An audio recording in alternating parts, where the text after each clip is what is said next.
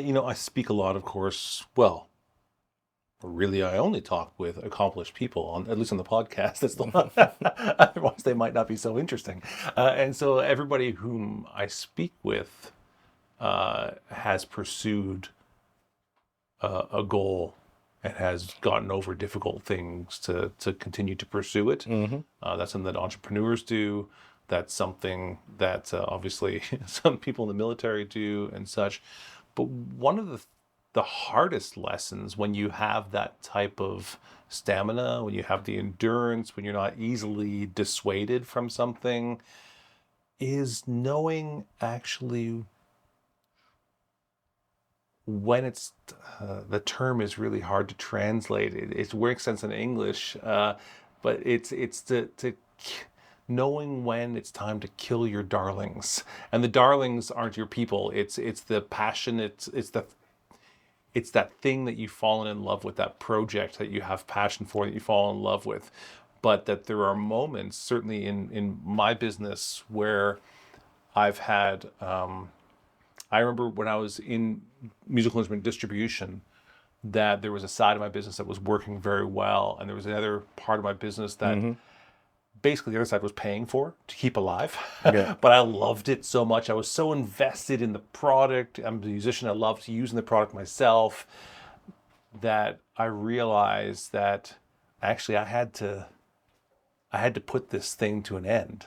If And it's that's really, that can be hard to do. And how do you distinguish when it's worth carrying on and when it's time to sort of say it's actually. Well, maybe I'm not the right person to give an answer to that, because I wake up.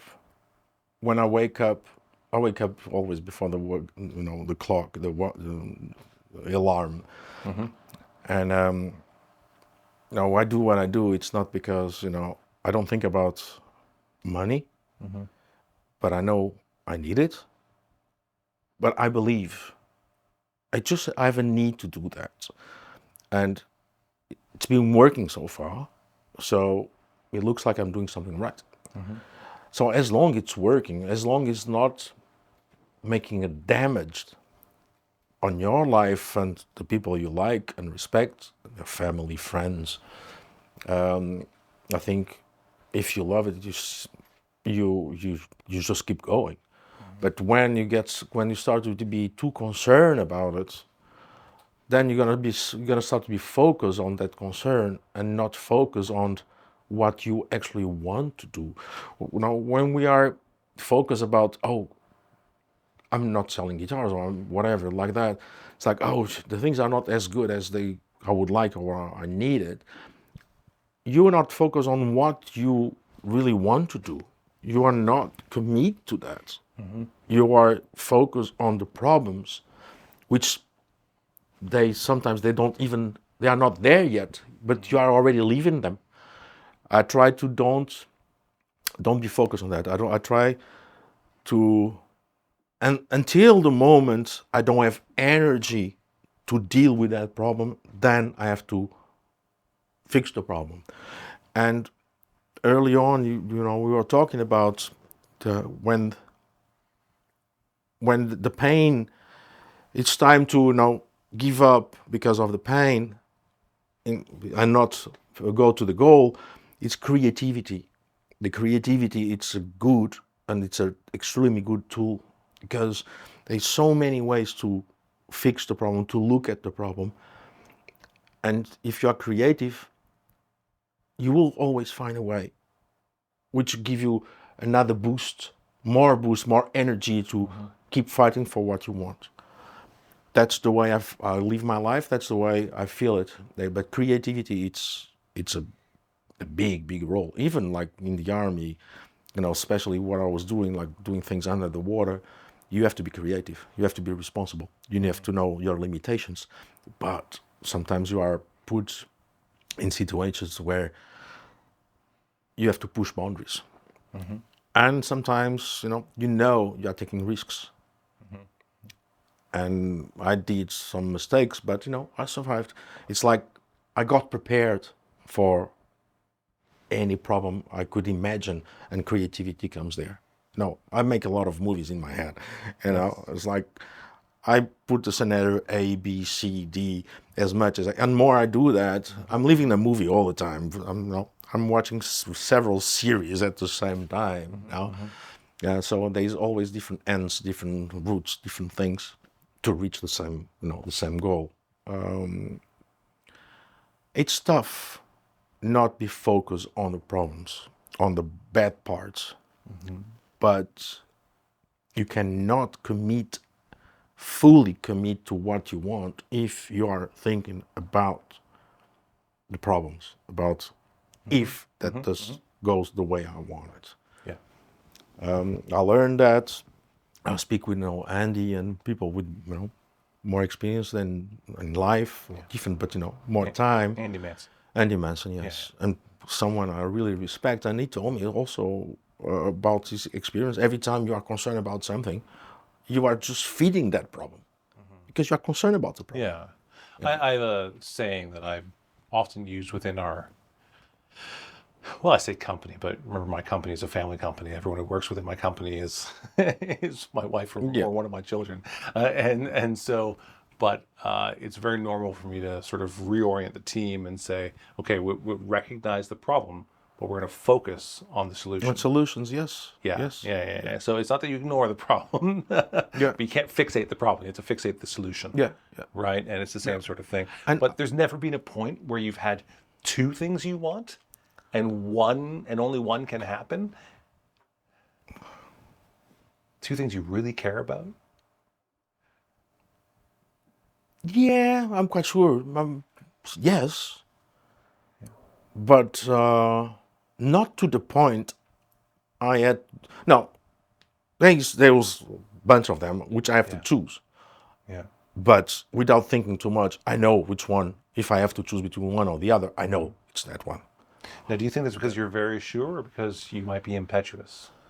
I just listen my feelings. Yeah. Because again, if I think too much, then, but that's me. That's the way I work. Maybe maybe if I work in a different way, maybe it will be better. I don't know, but that's the way I know how to work. It's like listen your first feelings. Listen what you feel first, and that's the first answer. Because if you start to think again, then you're gonna start to think about so many things around both sides, and you're gonna get more and more confused. All right. Now, where does that come from? Is that something that you were trained or taught, or is that just your own personal outlook? I think I was trained like that from my childhood. Your childhood? Yes, To trust the surviving. your gut, the instinct. Yes, it's not something I never study about it. I never focused too much about it. I'm just talking about now with 58 years old almost in December, looking at all my experience, all the options I took on life, and and I changed a few things. Music was always there. Like for example, scuba diving and music. I had to choose. I had to, because my ears, because of the pressure, they were getting harder, and my hands also, they start to get, because I was spending a lot of time in the water, so I had to choose between one thing and the other, and I choose music. Even if I could have a really, really comfortable life as a scuba diver, money-wise, and I liked what I was doing, but there was a few points I wasn't happy with the working environment, and I love to scuba dive, so I still scuba dive. So I had to choose between music, which was a challenge.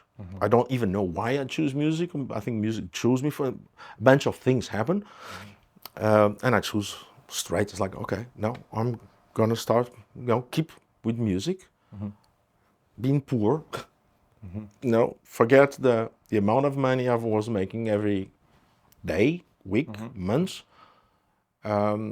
Of course, I had a backup already. That helps. And I always knew, okay, if I need to go back, I will go back. If I change my mind, I will go back. And so I choose music, and I don't regret. And I still scuba dive, and I still love scuba dive. The same thing with music. When I was playing, then I decided to tag because I was not happy with playing, making money with the music I was playing.